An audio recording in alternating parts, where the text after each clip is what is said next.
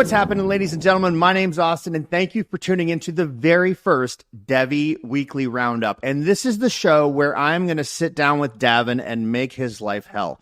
I'm going to ask him all the questions that you've been throwing at him in the Telegram, but we're going to condense it down into a little 15, 20-minute maximum chat where I take you and give you a peek behind the curtain at DevvE. Davin, good afternoon, sir. How are you? Thanks for having me, Austin. It's a pleasure as always, and now I'm very nervous. Yes, you should be. I prepared all week for this, and I'm going to drive you nuts. Okay, well, actually, here's really my first question to you, and I'll bet this will be a recurring question since we're going to do these weekly. You are, in my estimation, one of the busiest people in crypto, and what have you been doing this week? Like, what has been on the table that's been occupying your time? That is really an excellent question. So my role is kind of broken up into probably two or three parts. One is the operations kind of overseeing of the teams and what we're working on within the business. One is kind of making sure that in the bigger picture we can plan out all of the kind of crucial activities that we're kind of aware of that are in our pipeline. So it's not just about product and sales and other bits and pieces, but it's around all of the infrastructure pieces, the scaling and everything that we need to do. Another part of my role is kind of at a very top level with some of the larger partnerships and business deals and other deals that we're working through.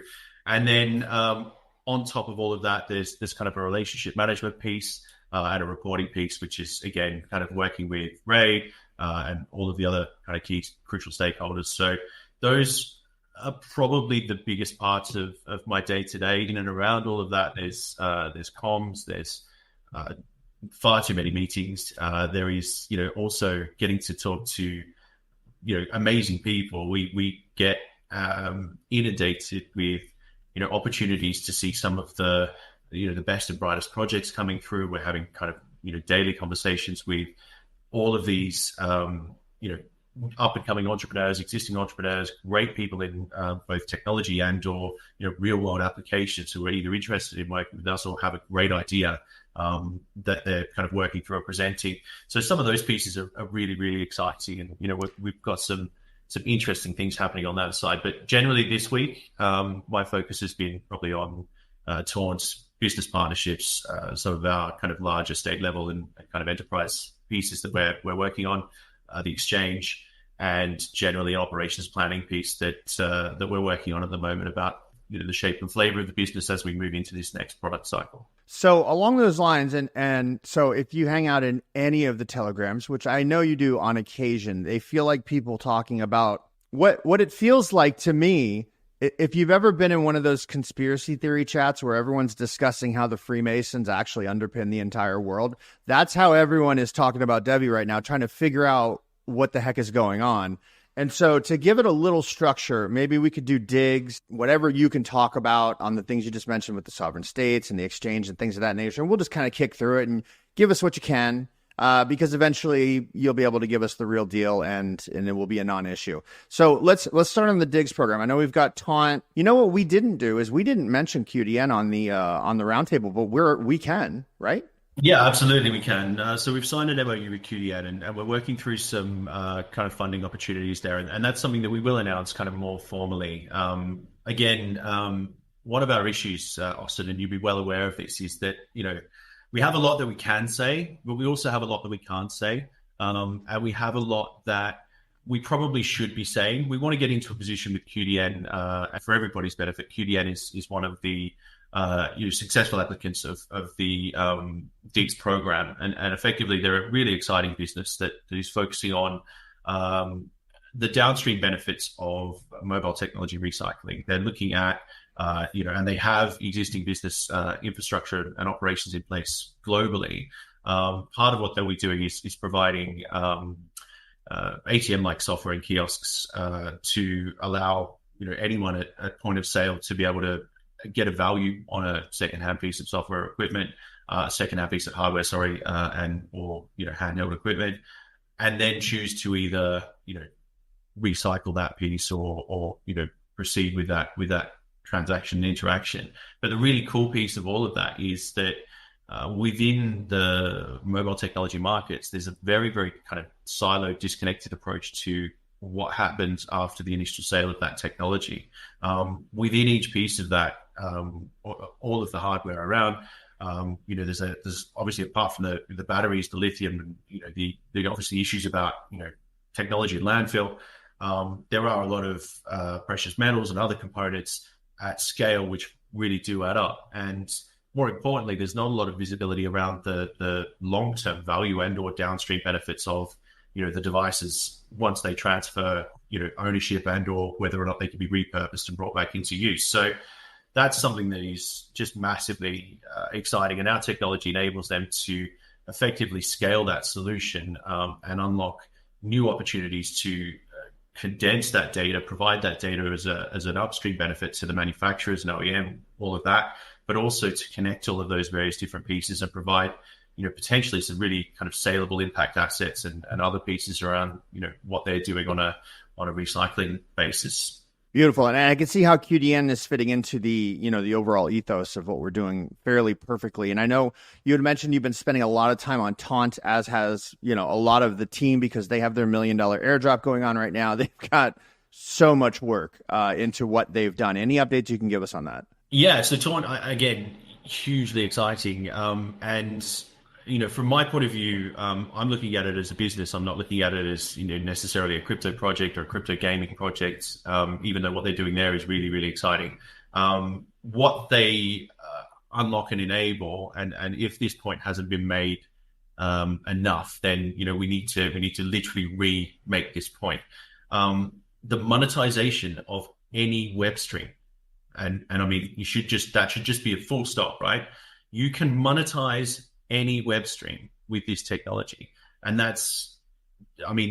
think about the possibilities, right? Think about what that means for anyone that creates content, anyone that's looking at creating content, anyone that has existing content, all of the stuff that's going on. And we're not just talking about YouTube, we're not talking about what we're doing now, we're talking about everything. Anything that's kind of being broadcast on web has the layered capability through Taunt to be monetized in one or a number of different ways.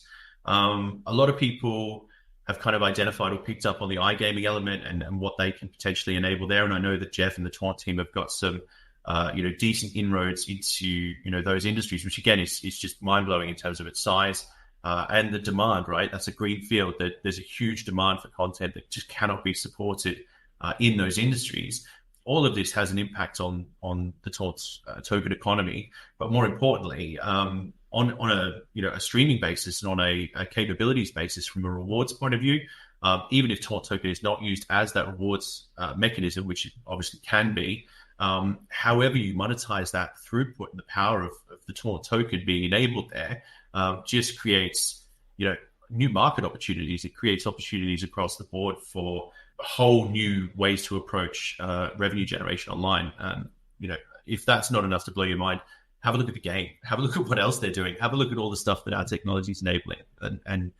So Taunt, hugely exciting. And we're doing the dotting of the I's, the crossing of the T's around partnerships, around the Launchpad pieces, around the funds that are going to be raised on which platforms and where, including ours, obviously. The dev drop is, a hugely exciting part of that. We're also looking at and negotiating with a number of different partners on the exchange side.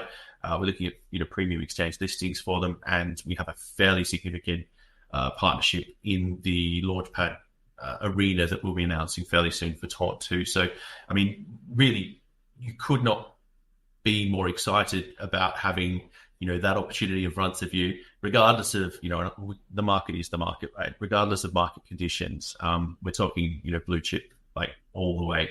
So yeah, that's Taunt. For anyone that has never created content or doesn't really kind of understand why this is such a big deal, to use Davin's term, it is a huge alignment of values because there is a ton of money that is going towards major streaming platforms, major gaming streamers. They're not trickling down. And what this enables, they're not a platform that has pigeonholed themselves into one single application. They are literally, what can you imagine? here are the tools to build it. And that is exciting. And those are the platforms that do become, also to use your word, somewhat ubiquitous in this space if they get out there in the right way. And so this is very exciting. And I think that's a great way to cap off Diggs. Let's talk about S2, because S2 is the business that is underpinning everything, which includes, the late stage talks that we're in with multiple sovereign states. And I know that you can't go into too much detail there, but can we talk about kind of the infrastructure piece of DevvE S2 and maybe what you can get into? Yeah. So, and I think you've given a really good summary. So that in my opinion, and opinions do vary on this, but in my opinion, the S2 business is really our underpinning kind of layer of infrastructure, and what that enables, and effectively S2 is our shard as a service. Kind of, anyone can effectively deploy a DevvE shard and place or use that shard, in whatever different capacity they choose to. So, you use the shard in the way that you would use any blockchain, but more importantly, using the superpower sort of, DevvE's capabilities that we've all kind of discussed. And I haven't got time to sort of go through that in this call, but if you're interested in what we can unlock, then, there is countless pages of information and kind of videos already been produced. But by enabling enterprises and states and others to deploy a shard for, various purposes, we will then be able to layer our services on top of that. So unlock some of those opportunities directly.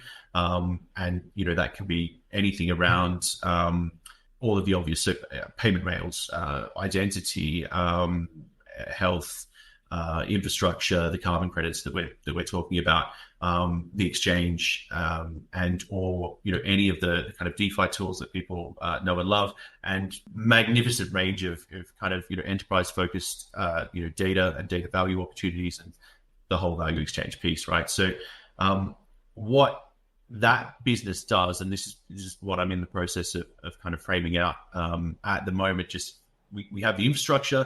What we are looking at is the operational deployment capabilities piece, and we're very close. So what that will potentially unlock for us once we have that kind of framework agreed and in place is the ability to start rolling out through partners and through networks our solutions. And the more of these shards that are out there sort of supporting various applications, we've talked about AI as one example, and education, all of that. Once that is in place, we will then be able to leverage the cross-sharding capabilities and leverage obviously some of the scaling capabilities as well that we've talked about. So, enabling greater throughput, speed, and all the rest of it. So very exciting. And am I right to say that, and I know that I am because you've said it, but I'm just going to repeat it. So we're going into talks with many of these entities, enterprises, governments, what have you. We go in for reason X, Y, Z, and all of a sudden we open up A, B, C, D, E, and F because we've realized that bringing in this amount of data is going to create this value over here that brings a lateral business, and it just kind of value stacking on top of itself. Am I correct in saying that? That is almost exactly how the conversations go. So typically, in most instances, we're approached with a problem as any business is, and this is something that we have to get better at communicating. So we're going to go through, as part of this new operational process, we're going to rebuild the website and create kind of a visible pathway through to the product's output, services, and offerings. But yes, so people come to us with a problem, whether that's an enterprise, whether it's a state, or whatever. Often, most of them are aware of blockchain. They've all looked at blockchain. They've had issues with all of the problems that we've discussed in the past, how to integrate it, not having the technology or the resources, barriers around privacy, and all of that other stuff. So we then sort of address that problem. We say, look, we have these solutions, this technology can enable these types of activities and actions. And they're like, oh, wow, okay. And then you kind of layer that with but if you are doing that, we also have the capability to improve efficiencies in these areas. And all of a sudden that's like, oh, wow, really?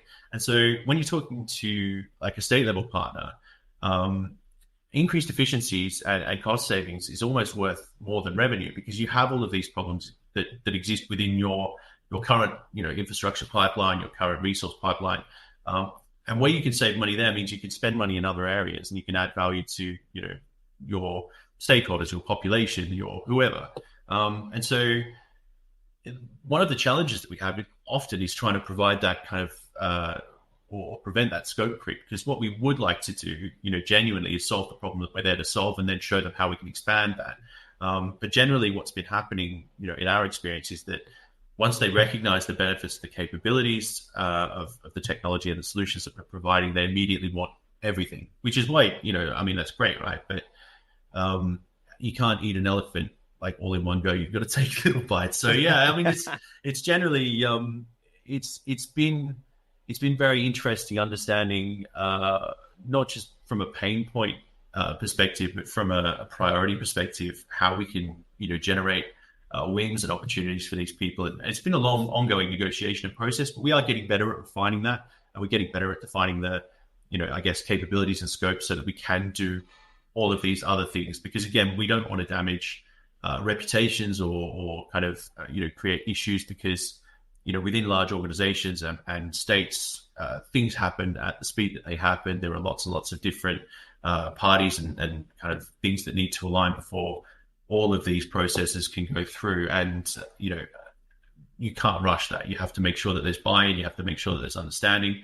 But once you have all of those pieces in place, the ability to then move, pivot, and be, reactive is kind of, almost instantaneous. And all right, so I want to cap that. I want to move us over because we are getting towards the end of this video. I want to just touch on Dev Exchange, because I know there's just so much work going on and there's many, many moving parts and there's so much we can't say. But I want to take the actual factual information that we can say, because it does seem to get convoluted within the chats, and just say, okay, we've got, well, I'll let you. Where are we at with that? I don't want to put words in your mouth. Yeah, no. Good question. So we are meeting with one of our key partner stakeholders next week to go through some of the UX UI front end pieces and some of the kind of plug and play elements that they will be enabling for us. That's really exciting. We had a great meeting with them a week and a half ago, just going through these alignment bits. On the back of that, we have then a very clear picture of what we need from a demo point of view, which is exactly what we're moving towards. There are, as I think I mentioned in the roundtable, still some things that we're trying to resolve, some problems that we're trying to solve, but generally, I'd say we're in a very, very good shape. So on the back of that, things have to...